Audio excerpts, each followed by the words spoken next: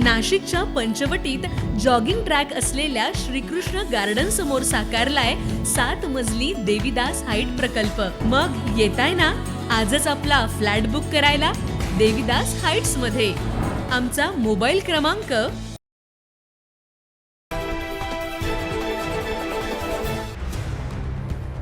राज्याचे उपमुख्यमंत्री अजित पवार यांचं बुधवारी झालेल्या विमान अपघातात दुर्दैवी निधन झालं। अजितदादांच्या अकाली जाण्यानं पवार कुटुंबावर दुःखाचा डोंगर कोसळलाय। अवघ्या महाराष्ट्रावर शोककळा पसरली। राजकीय, सामाजिक आणि प्रशासकीय स्तरातून अजित पवार यांना श्रद्धांजली वाहण्यात येते।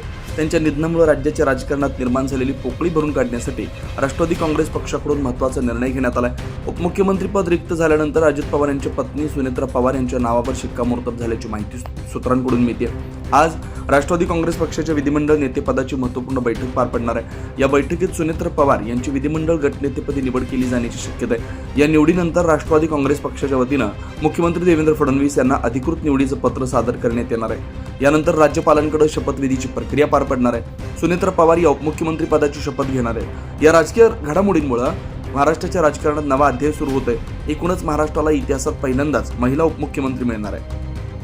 9 न्यूज महाराष्ट्र ब्युरो, नाशिक।